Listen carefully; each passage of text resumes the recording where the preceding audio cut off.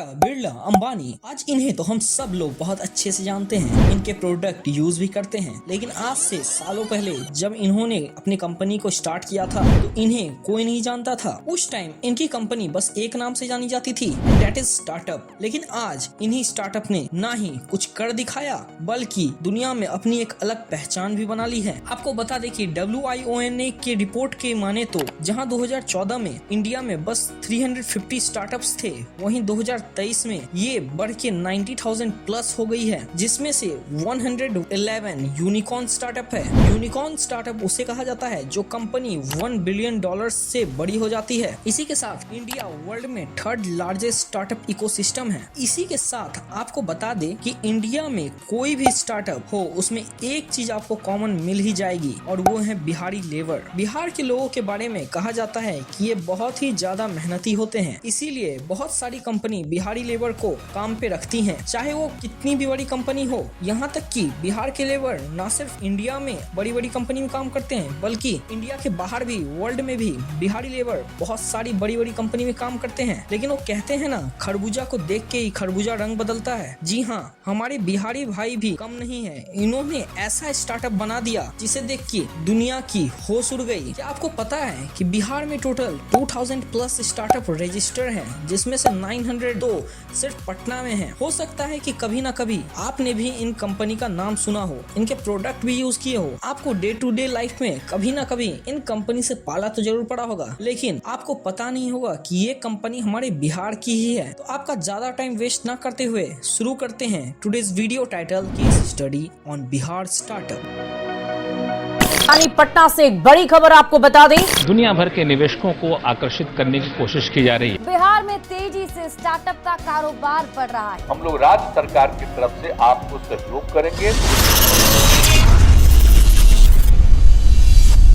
D heart, जी हाँ दोस्तों, D heart ये एक बहुत बड़ी कंपनी बनने जा रही है। इस कंपनी को 2012 में 4 दोस्तों ने मिलकर स्टार्ट किया था, जिनके नाम हैं शशांक कुमार, श्याम सुंदर, आदर्श श्रीवास्तव, अमरेंद्र सिंह। ये चारों बड़े बड़े कॉलेज से, IIT दिल्ली जैसे कॉलेजेस से पढ़े हुए हैं। शशांक को सबसे पहले इस कंपनी को स्टार्ट करने का आइडिया आया था। ये एक ऐसी कंपनी है जो कि किसानों को बीज बोने से लेके अपने फसल को मार्केट में बेचने तक, उसकी सही कीमत पाने तक में मदद करती है। 2012 में जब इन चारों ने ये कंपनी स्टार्ट की थी तो लगभग 2 साल तक कोई भी किसान इनके साथ जुड़ने को तैयार नहीं था, क्योंकि ये किसी के भी खेत में जाते थे तो ये चारों बहुत ही बच्चे लगते थे, जिसे देख के बाकी के किसान इनके ऊपर हंसते थे और बोलते थे कि जब गवर्नमेंट हमारी परेशानी सॉल्व नहीं कर पाई तो ये चारों बच्चे क्या ही करेंगे। लेकिन इन चारों ने बहुत ही ज्यादा मेहनत की, अलग अलग किसानों से सालों तक बात की और किसी तरीके से इन्होंने टोटल 14 किसान को अपने साथ कोलैबोरेशन करने के लिए कन्विंस कर लिया।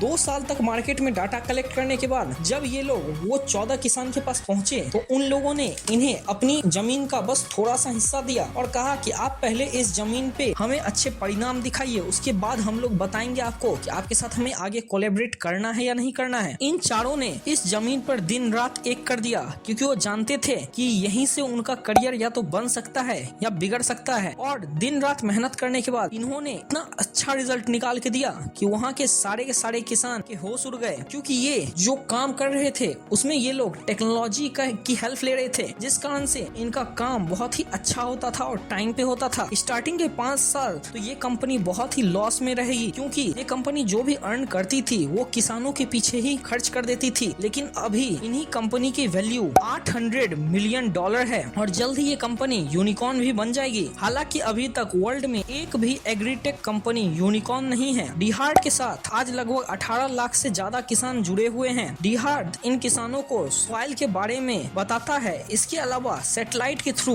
वहाँ के वेदर के बारे में बताता है, क्रॉप का इंश्योरेंस देता है। इसके साथ साथ डी हार्ट इन्हें ये भी बताता है कि आप इन फसल को कहाँ बेच सकते हैं, और डी हार्ट किसानों को एक्सपर्ट के साथ कनेक्ट भी करवाता है, जिससे कि इन्हें प्रॉपर गाइडेंस मिल सके। और तो और ये मंडी रेट भी बताते हैं ताकि किसानों को सही प्राइस पता चल सके, क्योंकि अगर बीच में कोई भी मिडिल मैन नहीं रहेगा तो डायरेक्ट मंडी में कांटेक्ट कर पाएंगे और अपनी फसल का एक अच्छा रेट ले पाएंगे। क्योंकि यहाँ पे सबसे बड़ा प्रॉब्लम ये आता है कि किसान जब भी अगर मंडी में कुछ बेचना चाहते हैं तो बीच में मिडिल मैन बहुत ज्यादा पैसा खा लेते हैं, जिस कारण से फसल भी महंगी हो जाती है और किसान को उतना दाम भी नहीं मिल पाता है। ये कंपनी अभी तक की इंडिया की सबसे बड़ी एग्रीटेक कंपनी है और जो कि बिहार से है, और इसीलिए हमें बिहारी होने पे गर्व होना चाहिए। रोडबेज, अगर अभी आपको एक जगह से दूसरे जगह जल्दी पहुंचना है तो आप में से कई लोग जो बड़े शहरों में रहते हैं वो उबर या ओला पे टैक्सी बुक कर लेंगे, लेकिन छोटे शहर में अगर आप उबर बुक करते हैं तो आपको कहीं भी जाने के लिए बहुत ज्यादा पैसे देने पड़ते हैं, क्योंकि छोटे शहरों में टैक्सी सेवा बहुत अनऑर्गेनाइज्ड रहती है। इस कारण से टैक्सी ड्राइवर को जाते टाइम तो पैसेंजर मिल जाते हैं, लेकिन वापस आते टाइम खाली ही वापस आना पड़ता है। इसलिए टैक्सी वाले टू वे चार्ज करते हैं। इसे आप ऐसे समझ सकते हैं कि सपोज आपको कटिहार से सहरसा जाना है बाय रोड, तो इसके लिए अगर आप किसी भी टैक्सी को बुक करते हैं तो वो आपको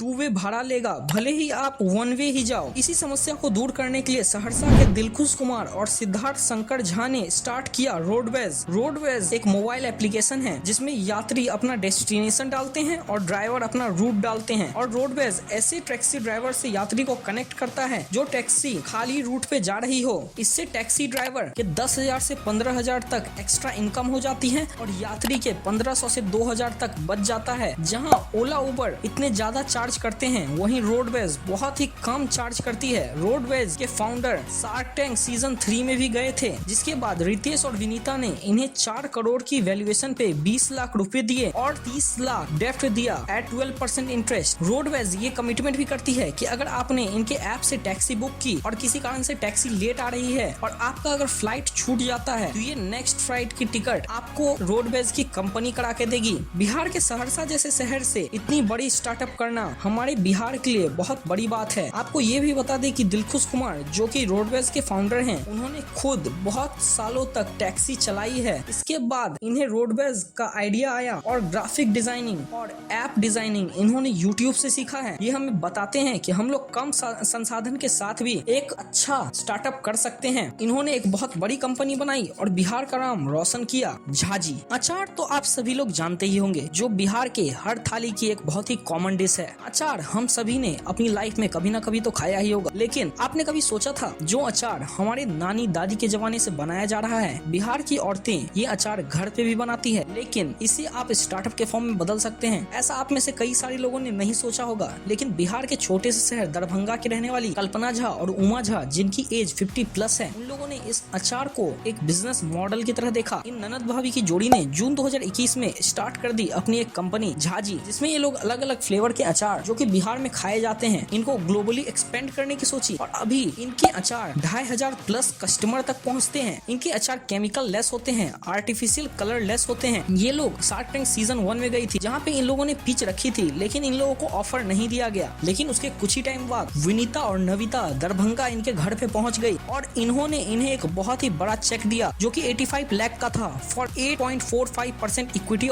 इन द कंपनी, जो कि झाजी के लिए एक बहुत ही बड़ी अचीवमेंट थी। और इसके बाद अब इनकी कंपनी कितनी आगे जाती है ये तो देखने की बात होगी, लेकिन अभी फिलहाल इनकी कंपनी दिल्ली और NCR में अपने प्रोडक्ट्स को सेल कर रही है और लोगों को इनके प्रोडक्ट बहुत ही ज्यादा अच्छे लग रहे हैं। हम आशा करते हैं कि ये कंपनी बहुत ही आगे जाए और कल को जाके ये यूनिकॉर्न जरूर बने। इसी के साथ आपको हमारी ये वीडियो कैसी लगी कमेंट करके जरूर बताएं और ऐसे ही वीडियोस रोजाना देखने के लिए हमारे चैनल को सब्सक्राइब जरूर करें। धन्यवाद।